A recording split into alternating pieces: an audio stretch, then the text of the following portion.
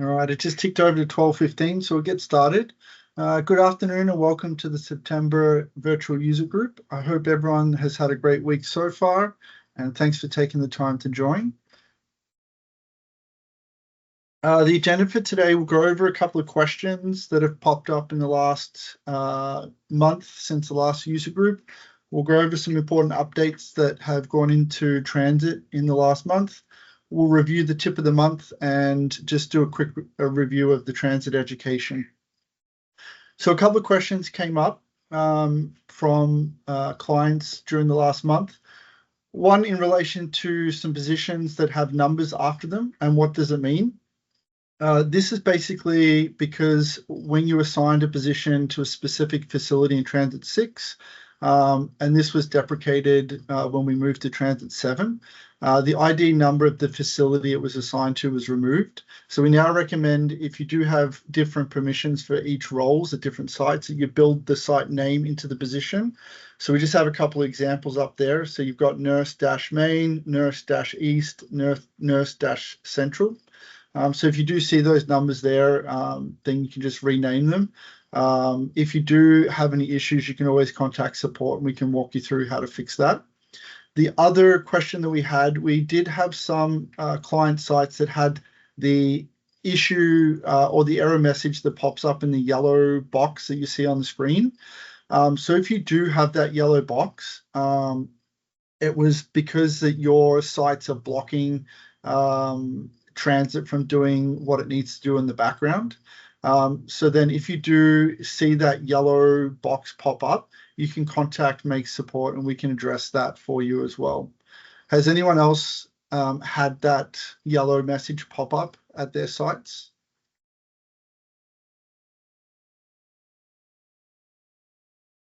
Great. We've been able to successfully help a couple of clients with that yellow pop-up error box.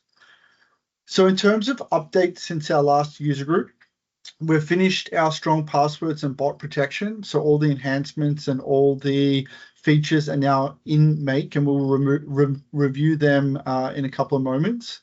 We've updated the MFA instruction screen to make it a little bit clearer on what you need to do.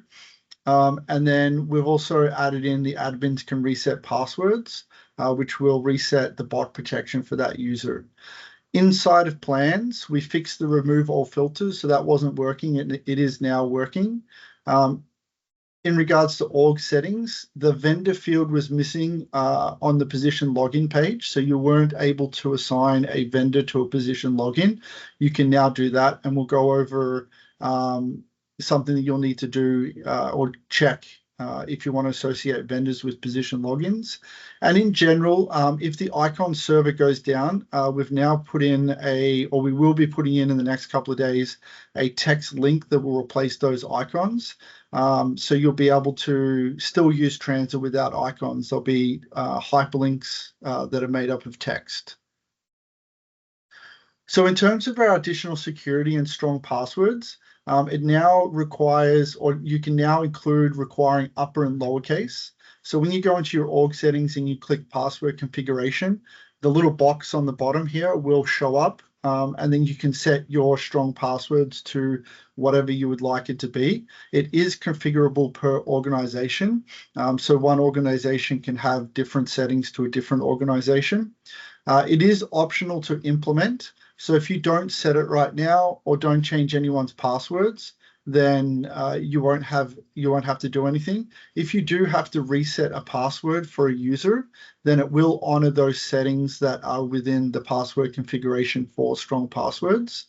And then with your system logs, so in your org settings, when you go to system logs, it does show sign in and failed attempts. So if you go and view your system logs, you'll be able to see anyone that is signing in and anyone that has a failed attempt. Does anyone have any questions on strong passwords? Hey Travis, it's Chelsea. Hi, Chelsea. Since I just talked to Patty about this and I've got an email started to Brian, but I Yep. don't have that under my org settings. So when you go Am I into missing it? so when you go into users, there'll be a green button in the top right-hand corner that says password configuration. Oh, there it is. Got it. Thank you. You got it? And then Yeah. you'll be able to set your default password and then your minimum strong password, upper and lowercase and special characters, and if you want them to match. Okay. I'll save it now. Never mind, Brian. You get to save an email. Thank you. Thanks, Chelsea. Anything to help Brian not have more emails. My goal. Thank you. And then in terms of bot protection, you'll see that the password configuration underneath where the strong passwords is, you have your bot protection. So once a user has reached their set number of invalid login attempts, they're logged out of transit for the set time that you have specifically specified in your password configurations. So for example, if you had 10 failed attempts and they're logged out for 10 minutes, then once they hit that 10 failed attempts, they'll be logged out for 10 minutes. An admin can reset that password and the timer will reset. So it's not like they're logged out for the 10 minutes. They can just reach out to their admin and the admin can reset the password and they should be able to log in.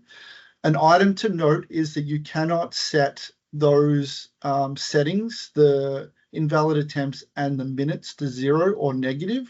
It will always default to the system default of 5 attempts and 15 attempts. So if you went in and say you wanted to put 0 and 0, when you hit save and go back in, it will default to 5 and 15. And then on the system logs, it will show in the sign in and failed attempts. And we'll go over that in a little bit more detail in a second. In terms of the MFA instructions, we just made it a little bit clearer on the steps that you needed to complete before coming back to this MFA login screen. So you can see the red box here. It says then return here and click the continue button. So with your MFA, you would scan your QR code inside your authenticator. You would then come back to your web browser. You would hit continue and then type in your password. We've just made that a little bit clearer so that it's not as vague for some users and just makes it more direct. In terms of removing all filters, this works the same across all of TransIT. So you would just hit your blue header bar and you would hit remove all filters. So you can see here in the background, there's a little filter on inside the red box. It'll remove all the filters. The only exception is if you're doing a bookmark on your issues page and you click your bookmark, you have to click the issues icon to be able to remove the filters that you've applied onto your grid. And then within your org settings, the vendor was missing. We're not sure when it actually disappeared. We only noticed it a week or so ago. So when you actually add in your position logins, you can associate that position login to a vendor as long as that vendor is created. So if you've created any position logins since you've started TransIT 7, you'll need to go in and add the vendor or check that you've got vendors associated with those position logins.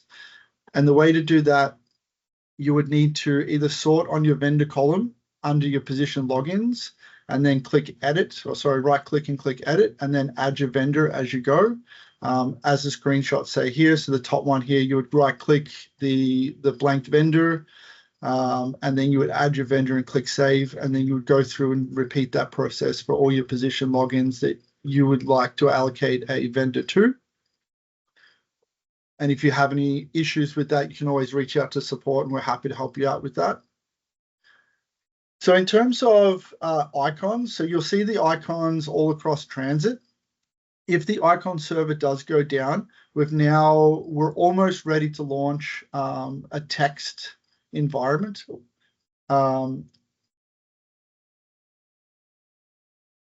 So when the icons go down, the org setting building will turn into an org setting text.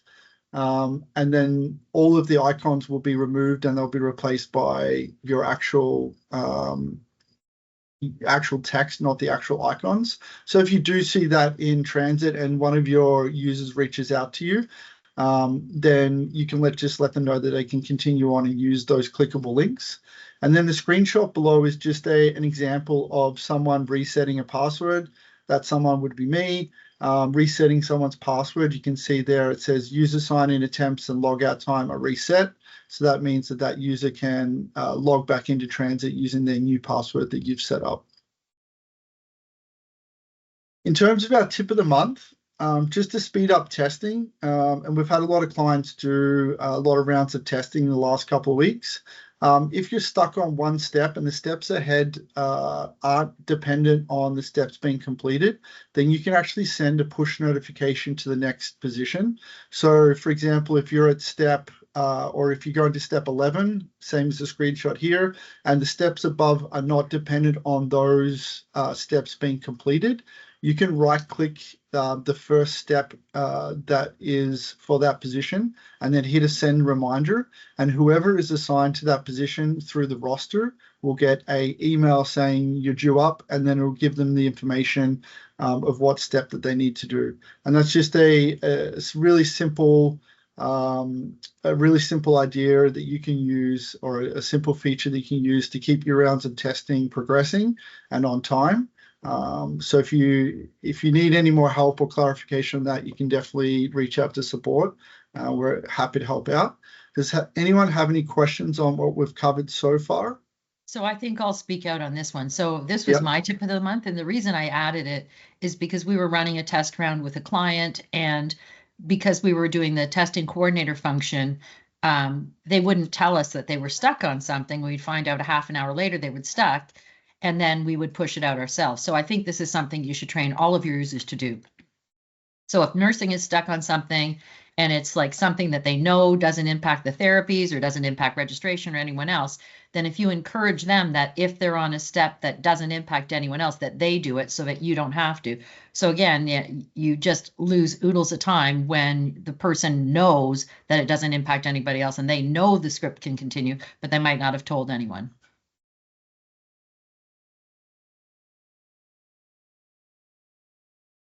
That's it for me, Travis. No problems. Tamara, if your client is having that error message, reach out to me and I can definitely help you out and start the process of fixing that.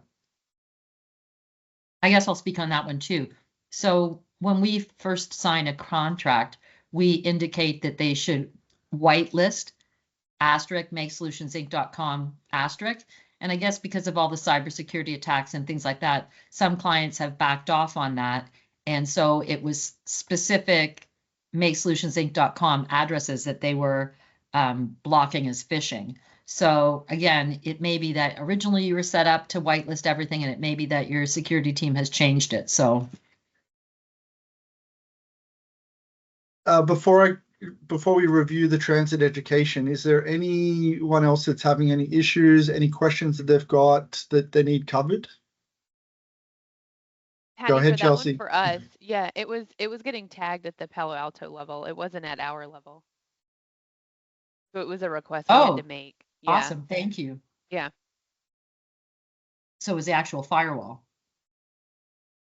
Yeah, for whatever reason, they thought you guys were big time phishing. So maybe they changed it after your cyber attack that happened earlier this year. probably. It was earlier this year, wasn't it?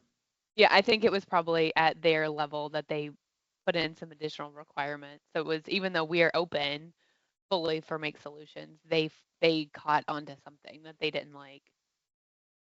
Oh. So they were able to fix it and mark it as trusted. But that was the level that we had it at. Mm-hmm. Great. And then just a reminder, the TransIT education, if you do need any help, we are adding videos all the time. So it's on your homepage, the little YouTube icon on the top right-hand corner. If you do have any suggestions for videos, or you do have a lot of your team that would like to see a specific video, just reach out to support, and we're more than happy to create a video for everyone that can help use TransIT and make it more understandable for them. And then any questions, comments, concerns, the support information is up on the screen there. So if you don't have the support email address, you can take it down. But I'll take any questions that you might have at the moment. Or Patty, did you want to add anything? No, I'm good. Fantastic. If there's no questions, we can give back 15 minutes of everyone's time. Hey, there is one Oh, thing that, yeah, I thought of something else. The other thing that we're working on, I'm not sure that it's going to come this quarter, but obviously with implementing strong passwords and those sorts of things, there's going to be more password resets, etc.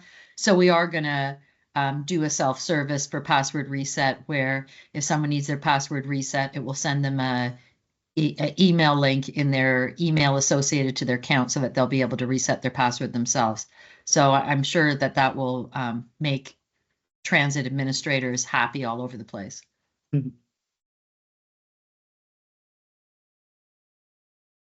Fantastic. All right, everyone have a great Friday afternoon, and thanks for joining.